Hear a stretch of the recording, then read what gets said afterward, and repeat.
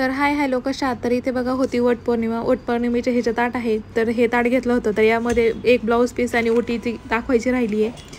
तर मी आता निघाले होते ते वड जी पूजा आहे तर ती पूजा करण्यासाठी. तर बघा बाळ झोपलेली होती, त्यामुळे दरवाजा जो आहे तर तो हळूच उघडलेला होता. तर आज स्पेशल अशी साडी घातलेली होती. तर ही जी साडी आहे तर ही साडी माझ्या लग्नात मी सप्तपदी साठी घातलेली साडी किंवा शालू जो आपण लग्नाला घेतो तर तो हा माझा शालू आहे. तर हा शालू कसा वाटतो तुम्हाला ते कमेंट्स करून सांगायला अजिबात विसरू नका. तर बघा मी आता लिफ्टमधून खाली जाणार आहे आणि खाली गेल्यानंतर माझ्या अगोदरच ज्या बायका आहेत तर त्या बऱ्यापैकी ज्या आहेत तर त्या येऊन थांबलेल्या होत्या. तर इथे बघा मी आता लिफ्टमधून पार्किंगला जाणार आहे खाली, आणि आमच्या ग्राउंड फ्लोअरला जे पार्किंग आहे तर तिथेच जे वडाचं झाड आहे तर ते आहे तिथेच लावलेलं आहे. म्हणजे तर त्याच ठिकाणी बाहेर लांब कुठे न जाता त्याच ठिकाणी जे आहे तर ते मी आता पूजेसाठी जाणार. बाहेर बाबा खूप असं गरम होत होतं. लिफ्टमध्ये आल्यावरती लगेच फॅन चालू झालेला आहे, त्यामुळे सो आता परत जरा कुठेतरी बरं वाटतंय. सो चला तर व्हिडिओ कंटिन्यू बघा आणि कसं वाटलं ते कमेंट्स करून सांगायला अजिबात विसरू नका. तुम्ही कुठे गेला होता किंवा तुमच्यापासून खूप लांब होता की काय ते कमेंट्स करून सांगायला अजिबात विसरू नका. आणि माझी साडी कशी वाटते किंवा साडीचा कलर कसा आहे किंवा साडीवरती लुक कसा वाटतोय ते कमेंट्स करून सांगायला अजिबात विसरू नका.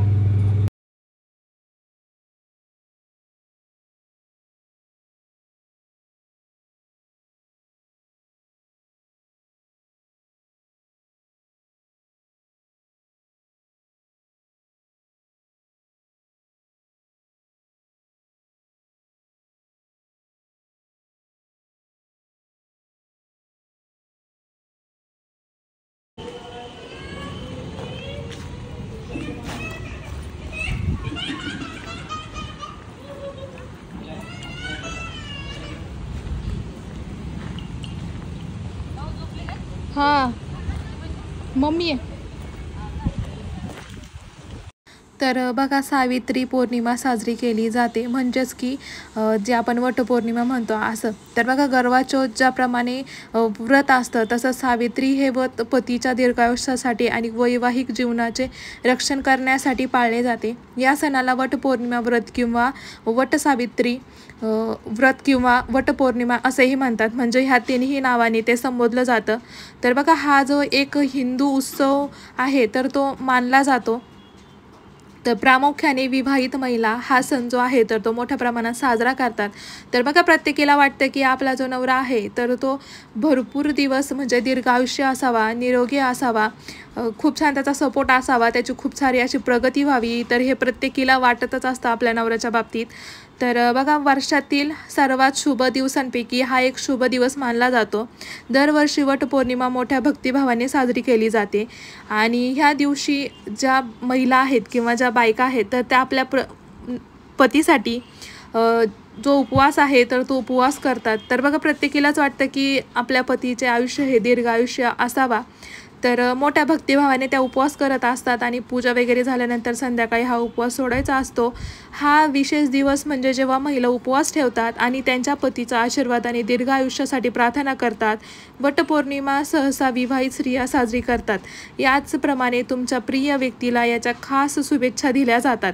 तर बघा अशा पद्धतीने जी वटपौर्णिमा आहे तर प्रत्येक ठिकाणी प्रत्येकाची पूजा करायची किंवा पूजेसाठी सामान किंवा साहित्य ठेवायची ही वेगवेगळी पद्धत असते.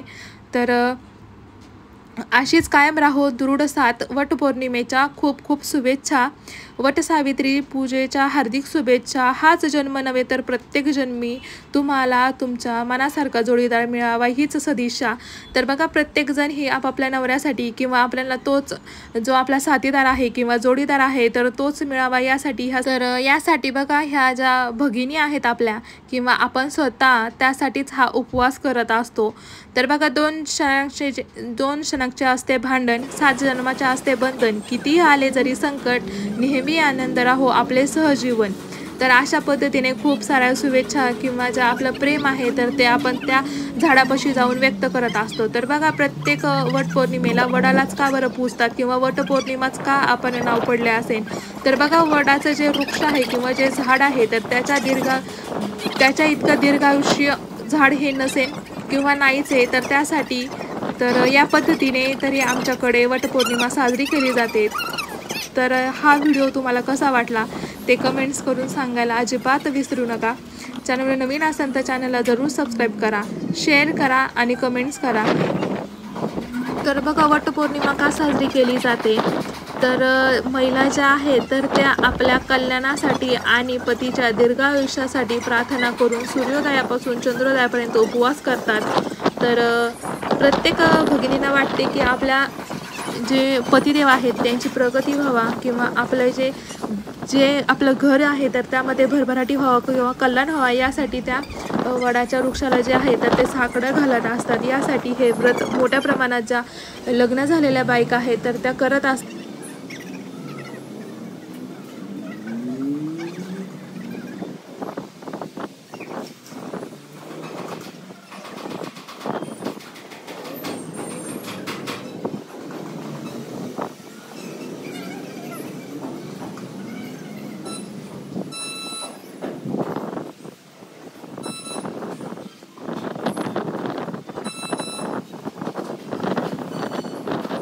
तर बघा, ओढ्याची पूजा आणि ओटी भरून झाल्यानंतर अशा पद्धतीने जे फेरे आहेत तर ते मारून सुद्धा झालेले होते या ठिकाणी. तर बघा, फेरे मारून झाल्यानंतर तो दोरा जो आहे तर तो तिथेच ठेवायचा असतो आणि पाय वेगळे परून नंतर जे ओटी भरण्याचा कार्यक्रम आहे तर तो चालू केलेला होता. तर बघा, 3 ते 4 जणी सवासणी होत्या, कारण दुपारची. तर बघा, पूजा वगैरे करून आणि ओटी वगैरे भरून झाल्यानंतर या पद्धतीने सवासणीची जी ओटी भरण्याचा जो मान असतो तर तो सगळं फेरे वगैरे मारून झाल्यानंतर इथे चाललेला होता.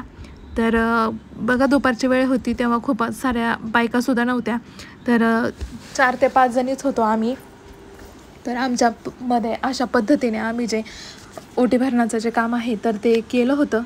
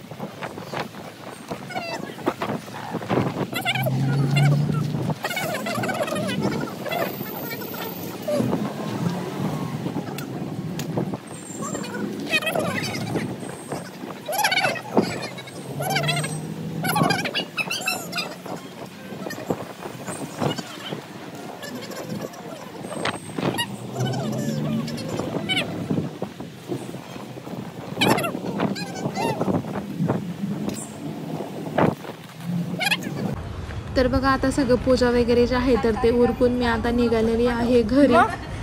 सो तुम्हाला हा व्लॉग कसा वाटला ते कमेंट्स करून नक्की सांगा. मी मागाशी दिसत नव्हतं काय चेंबर आहे. तर बघा फायनली आता सगळं उरकून पूजा वगैरे करून मी चाललेली आहे घरी. सो आता बघा बाळ झोपलेली होती, याला बघू उठली की काय अजून. तर व्हिडिओ कसा वाटतो हे कमेंट्स करून सांगायला अजिबात विसरू नका.